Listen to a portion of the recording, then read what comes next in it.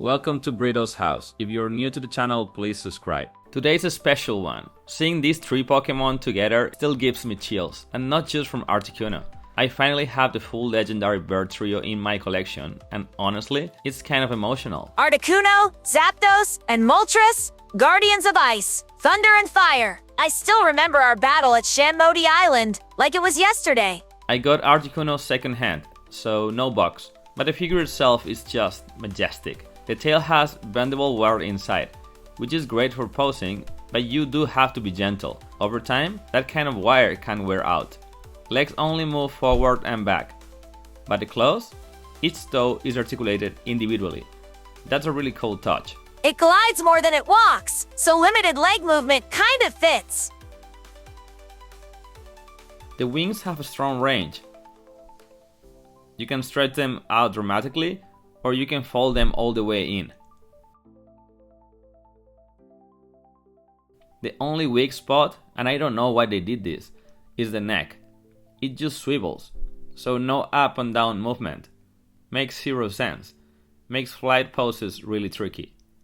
Final thought on Articuno, it has great presence, but I think it's gonna be less dynamic than the others, just because of the neck thing. Articuno is said to appear to doom travelers lost in icy mountains. Looking at this sculpt, I believe it.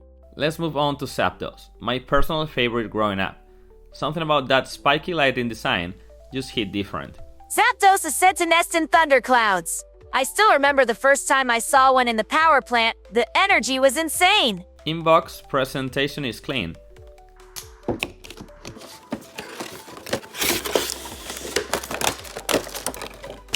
Out of the box, it looks awesome, though mine has a small defect on the head, like a tiny puncture. Not a deal breaker, but it's still annoying. Battle scars, maybe? Zapdos never shies from a fight. Feet articulation is the same. Its toe moves individually, but the legs are much more dynamic than Articuno's. They can rotate, swing outward, way more range.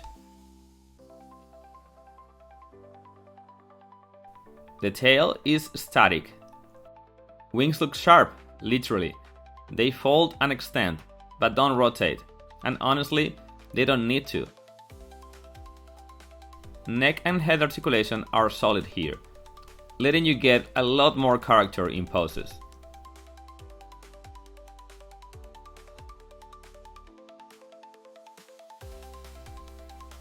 And the base is its only accessory. Really easy to set up.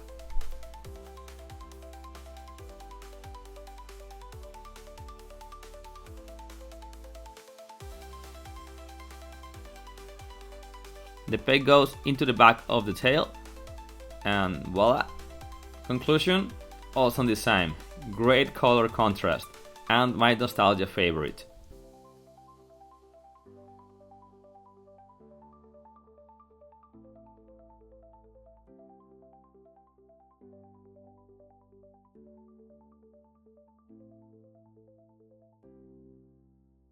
Moltres, the embodiment of fire. Through the box window, the pose reminded me of when it was trapped in a cage during the second movie. Moltres is said to bring early spring when it flies by.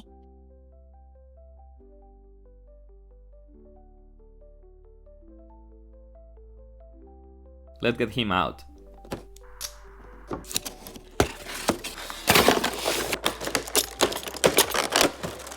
Feet again have independent toe articulation.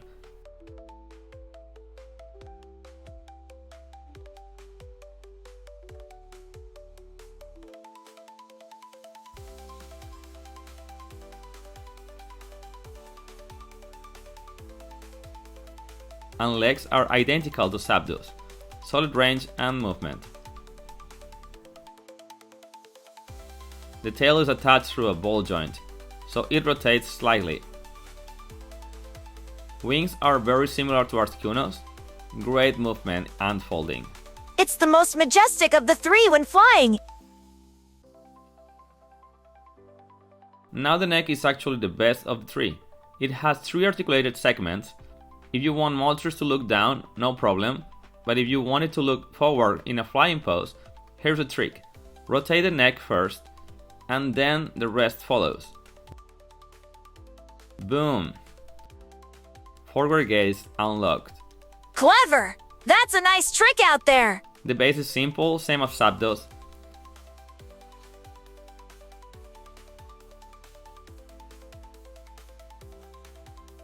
Though instead of a peg underneath, the hole is higher on the back. Not a huge deal, but I think Articuno's lower peg position worked better. My only real nitpick? I wish the fire wasn't painted, but made from translucent plastic, like Charizard's flame effects. But I get it, the art style is more cartoony. It still captures Moltres' burning spirit perfectly. Seeing them all together like this, it's wild. I was 10 when I watched Pokémon, the movie 2000s in theater. Over 20 years later, to have all three inarticulated figure form in my collection, it's a full circle moment.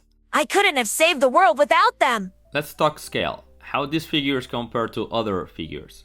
Starting with Ash, of course, they're towering over him, just as they should. Hey, I may be small, but I've stood my ground against all three before. Just ask Lugia. Pretty sure Goku would try to tame one just to ride it into battle. I bet Articuno would love the hidden snow village. Here's Luffy, and honestly, probably he's looking at them like food. Blastoise held his ground against Zapdos once. Barely, but he did! Venusaur looks really tiny.